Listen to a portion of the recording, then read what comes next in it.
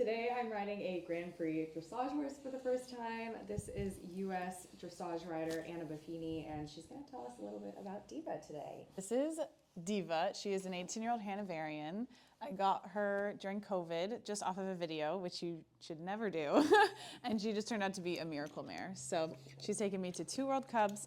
She's been top 25 in the world at one point. She went to the biggest show in the world called Aachen twice. She came in 4th place. She was the anchor for the team. She's just such a special mare. She was always an underdog.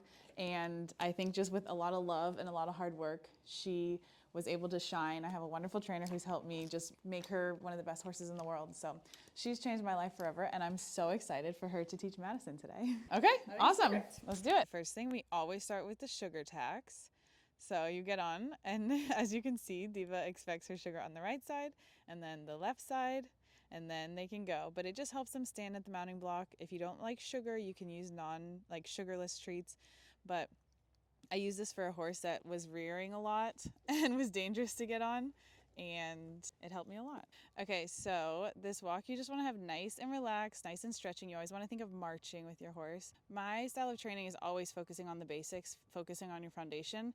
I think if you have a good foundation, especially on a top horse, you can basically do anything on them. So instead of focusing on the movement, I'm always focusing on the quality of the gait. So is her canter good? If her canter is good, then we can get a flying change. If her collected canter is good, then we can get a pirouette. If her trot is nice and forward, then we can get a good extended trot. A lot of times we see the upper level horses, whether it's dressage or anything, and it's like, okay, I just need to do that. I just need to get that trick. I just need to do 160. I just need to do a piaffe. And it's like, actually, the great riders, the great horses, just do the fundamentals extremely well.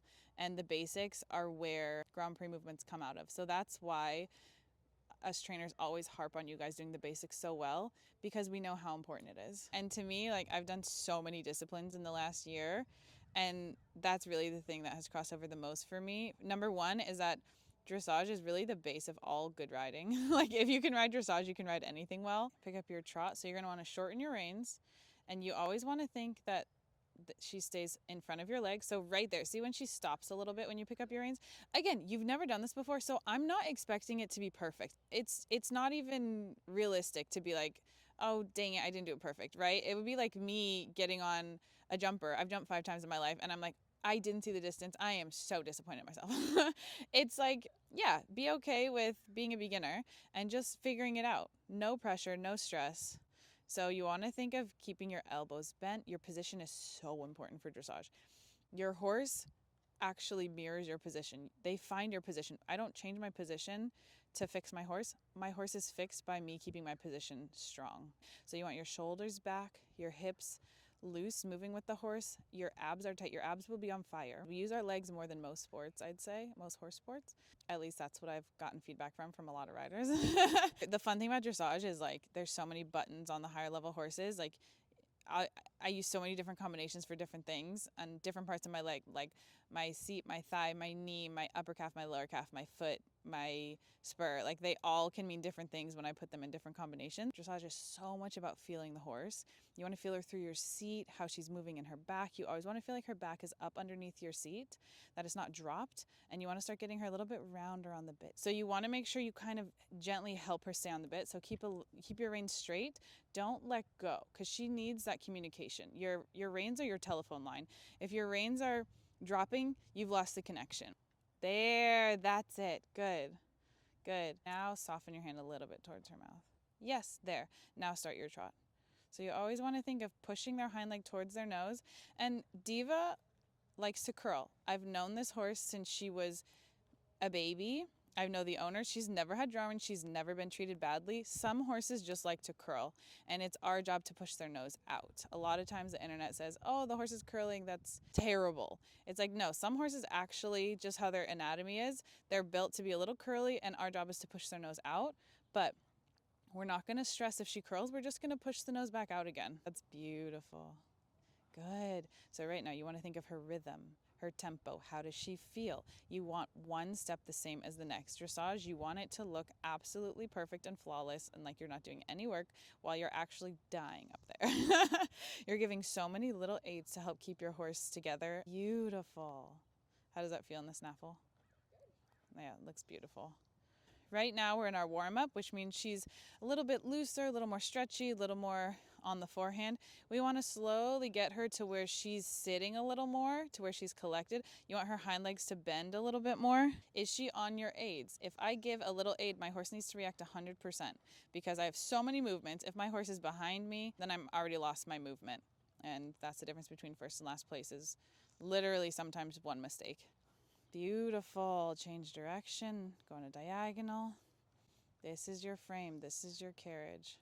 You want her to be doing it by herself, kind of. You want to be giving her aids, but then softening so that she's carrying herself. That's where dressage horses are so strong, because you put them in this position, but then they truly are carrying it themselves, and you're just helping remind them to stay there. That's beautiful.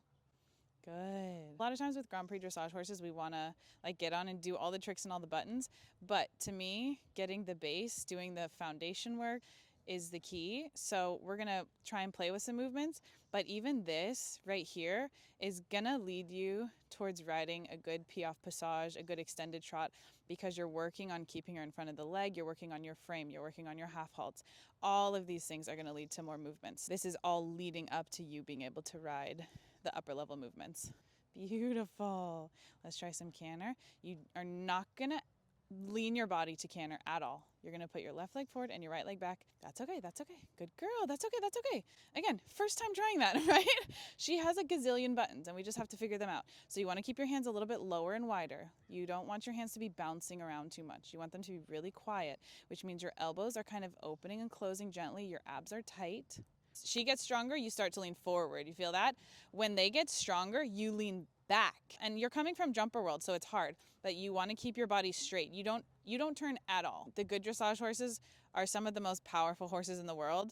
So it takes a lot of strength from you. That's why I work out so much and take it so seriously, because you have to be, not that we're riding the horse strong in the hand, pulling all the time, but you have to be able to help contain that power from your seat, from your abs, from your shoulder blades. Change direction, let's canter the other way, and then you'll get a break. Good. My abs are my like seat belt. Like they help everything. My shoulder blades being back and down, elbows straight. So make sure your chin is straight through her ears. You don't twist in your canter. Their body makes us want to twist. Round, hands low and wide, round, round, sit back. So there you're in a jumper seat again. So you need to sit back. She won't understand what you're doing and asking if you're leaning forward. I call her a seat reader. She listens to your seat, your back. So sit back even more. I know it feels like you're sitting back, but you're not. There. And opening your elbows how you are is good. That's it. Don't turn your shoulders. You don't need to turn your shoulders to turn her. Yeah, there. Good. Left elbow back. Right shoulder forward. There. There you're straight. I know it feels weird. There. But if you're not straight, she won't be straight. Let's do some flying changes. And for your change aid, same thing. You are going to sit dead straight. Otherwise, she's going to get crooked and she's not going to understand what you want. You're just sitting in and then you're going to switch your legs. So if you're in the right lead canter, your right leg is forward and your left leg is back. And you're putting your left leg forward and your right leg back. You don't have to shift your weight very much. You don't have to twist your body or she's probably going to miss it. Round her. There. That's it. That's it. And then you soften for a sec. Yeah, there. Good. That's it. And canter. Keep her round. Good job. Good job. Now when you go diagonal, don't get twisty. Keep her round. Elbows back. Lean back and just change your leg. Good job. Well done. Round and diagonal. Round. Lean back. Elbows back. And right leg forward, left leg back. Beautiful. Let's play with a little extended trot. It's going to be really powerful. So for your extended trot, you can go rising. Just when you're first learning it, it's huge. So go trot. Excellent. Good job. You're riding so well today. Just, it's impressive how quickly you're, putting it all together. Good. So on the bit first. Good. Okay. So amazing. That's enough. You're going so fast already. Good. Yeah. Not as in bad. No, you're doing awesome. But it's hard to feel because the horses are so smooth, right? You're like, I'm not moving at all, but she's flinging her legs everywhere, which is so incredible how they can move. Yeah. Elbows back. Good. That's enough. Now you just manage this. Just manage it. Excellent. Excellent. And then gently bring her back. Such a good job. You really have a knack for the extended. You always want to think your transitions are also pretty too. So when you go down, again, I'm telling you this for the first time, so we have a lot to cover in a short amount of time. Yeah, exactly. And we're just gonna work on some transitions. Good. On the bit, hands low and wide. Yes, good. And trotting. There you go. Good job. Good job. And there, if she ducks behind, that's okay. You're just gonna soften your hand and be like, encourage your nose out. Not faster though. Not faster, not faster. There, little half halts. Not faster, not any faster. She's moving. You're good. You're good. You don't want to go faster. Again, you always want to find suppleness. You always want to find harmony. Excellent job. Beautiful. Wow, that's so beautiful. Oh, I love this horse. Good. So now you're going to think of suppling her into the walk, but your legs are still squeezing a little bit. You don't want her to die. We're not doing a Western slide stop. We're doing a smooth forward transition into walk. So think of her going forward into the walk as you're pulling. Forward into the walk. Better, you feel that? So I know she still came a little off the bit, but she didn't just ooh and stop. She walked into it. So that's how you want your transition. So trot again, elbows back. Stay back in your upper body. Leaning forward is always gonna get you in trouble. Yes, good. Stay back and round into your walk. You need a little suppling from your hand because she has pressure going into the bit. So you have to supple that pressure. Yes, and walk, supple into your walk, supple into your walk. Closer. Yeah, that was so much prettier. Going nice and forward into the hand. Super job. Okay, so we're gonna play with some leg yields now to finish it off. This is the beginning of your lateral work. So you have leg yields, shoulder four, shoulder in, haunches in, travers, renvers, half pass. I think that's it. Your leg yield is the start of it all because your horse needs to yield from one leg. And you teach this to young horses because a lot of times they think leg only means go, and then they learn leg means also yield away from it. So you want to feel like you're moving her rib cage when you put one leg on. Pick up your trot. You can stay in rising. I think it's just easier to figure it all out in rising first. And then you're gonna go, don't go all the way to the rail. So you can make a circle, but first, again, find your foundation. Find her on the bit first. You're gonna go center line, like down, turn where C is. And then you're gonna keep your right leg on and squeeze her over to the rail, but keep your elbows back because she's gonna wanna speed up. You wanna think you're moving her rib cage. You bend her a little right, move her, yes, good, good. On the bit though. So see, you add one leg, see how much pressure you add and how much speed it adds. So again, that's what we wanna work on containing. There, that's it, well, great fix. And again, so much of riding is just fixing the mistakes that are happening, whatever your horse throws at you. So it's not about having it perfect, it's about, do I have the tools to figure out how to fix it when it's not perfect? You're gonna do the same thing, but you're gonna add just a little bit more of a half halt from your hands because she ran away from you. So you have to think half halt as you're going sideways. Gentle, like she also knows these. So you don't have to think a lot. Look with your eyes where you're going. This is where you can look a little bit.